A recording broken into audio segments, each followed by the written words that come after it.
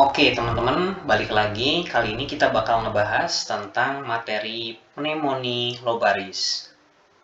Oke, langsung aja kita ke materi. Nah, dari definisinya di sini pneumonia itu didefinisikan sebagai suatu peradangan di paru-paru yang disebabkan oleh mikroorganisme, bisa bakteri, virus, jamur, parasit. Pneumonia ini yang disebabkan oleh Mycobacterium TB tidak termasuk, sedangkan peradangan paru disebabkan oleh non-mikroorganisme seperti bahan kimia, radiasi, aspirasi, bahan toksik, dan obat-obatan lain disebut pneumonitis.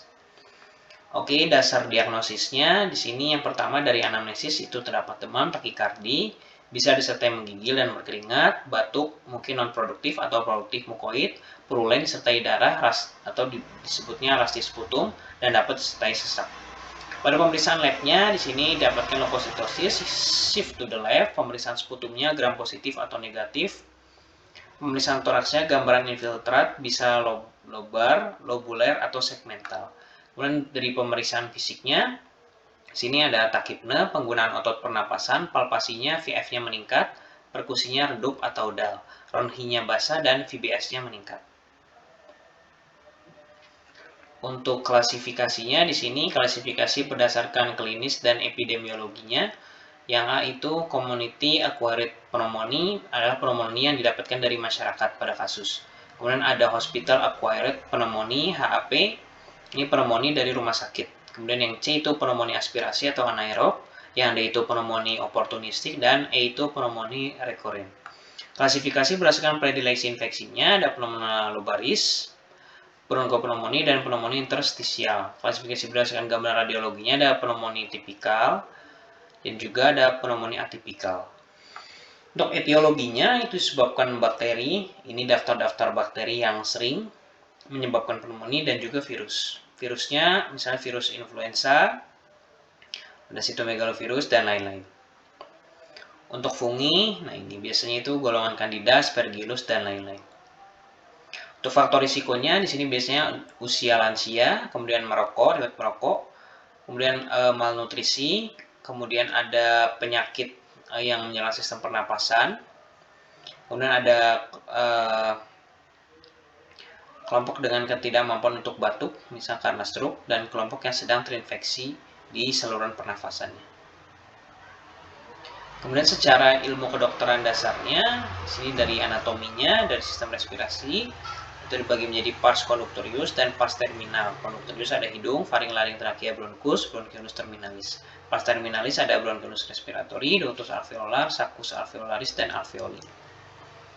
Untuk batas-batas dari pulmonnya di sini, pertama itu dari apex 2,5 cm di atas garis sepertiga clavicular. Pas anterior ada pulmo kanan, pulmo kiri, dan posteriornya vertebrae cervicalis sampai dengan vertebrae thoracalis, dan inferiornya menyilang costa 6.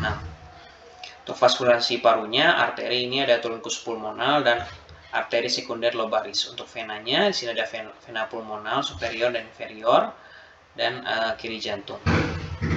Untuk vaskularisasinya, di sini tracheobronchial tree, ada arteri bronchialis, vena bronchialis. Inervasi parunya itu simpatisnya segmen T1 sampai T4, parasimpatisnya nervus vagus. Untuk histologinya, di sini ada septum alveolar, terdiri dari 2 lapis epitel gepeng, di antara 2 lapis terdapat kapiler, fibroblast, serat elastin. Kapiler di septum alveolar membentuk jaringan yang terluas di tubuh.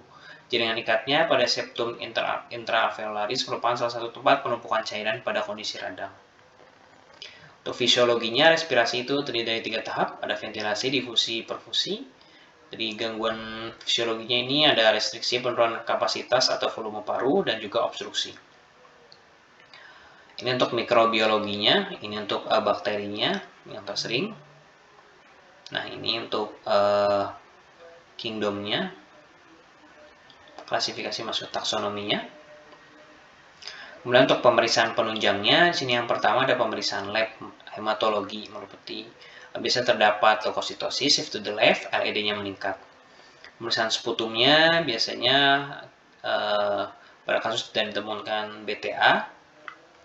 Kemudian kultur dan tes sensitivitas, sini untuk antibiotiknya, dan ada AGD atau analisa gas darah untuk keadaan hipoksemia atau hiperkarbia. Nah, ini untuk identifikasi genus dari Streptocockusnya.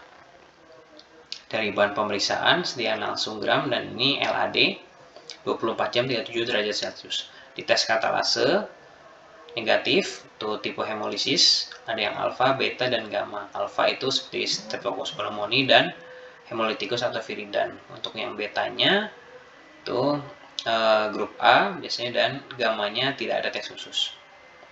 Ini gambaran radiologisnya. Sini dari fototoraks terdapat infiltrat konsolidasi dengan air bronkogram. Kemudian pada spesimen saluran nafas bawah untuk mendiagnosis dengan COVID itu dengan melakukan PCR. Nah, ini untuk APD-nya, karena di sini menyangkut respiratori harus menggunakan APD yang lengkap. Ini level 3. Oke, dari patogenesis dan patofisiologinya, di sini dari mikroorganismenya yaitu Streptococcus pneumoniae misalnya masuk, tubuh akan merespon respon imun. Nah, di sini apabila bakteri gagal dieliminasi akan mengakibatkan parenkim paru terinfeksi dan muncul reaksi inflamasi.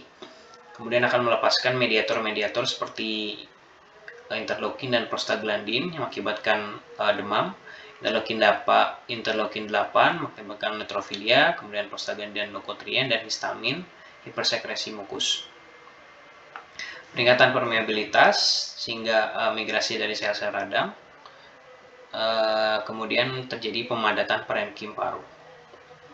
Pada ronsen di sini terdapat gambaran perselubungan homogen, dan di sini terdapat juga gangguan difus. Dan pada pemeriksaan fisik, sini pergerakan paru yang tertinggal, rongki basah sedang nyaring, perkusi sonor memendek, peningkatan VF dan VR.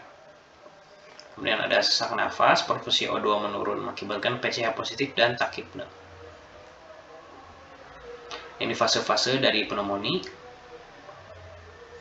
Kemudian untuk penata laksananya di sini non farmakoterapi pada kasus pasien mengalami demam sebaiknya dilakukan rawat inap dan pemberian oksigen. Untuk farmakoterapinya di sini bisa diberikan antibiotik, misalnya golongan cefalosporin golongan 3 yaitu ceftriaxone, antipiretik paracetamol, dan mukolitiknya ambroxol. Ini untuk mekanisme kerjanya mungkin teman-teman bisa dipelajari sendiri. Nah, ini pada pasien ini diindikasi rawat inap karena perlu diperhatikan keadaan klinisnya. Bila keadaan klinisnya baik, tidak ada indikasi rawat, dapat di rumah. Nah, ini untuk resepnya. Kemudian untuk komplikasi yang dapat terjadi, di sini ada pertama ada RDS, dapat terjadi sepsis dan shock, kerusakan multi organ, acute respiratory syndrome, effusi pleura, abses paru, emphysema, gagal nafas, dan pneumotoraks. Di sini untuk epidemiologinya, dari angka di sini masih cukup banyak angka pneumonia di negara kita. Untuk prognosisnya di sini masih dalam kondisi baik, yaitu Atbonam. Oke, mungkin itu aja teman-teman. Makasih banyak. Dan jangan lupa untuk klik like, comment, subscribe channel ini supaya lebih semangat upload video-video selanjutnya.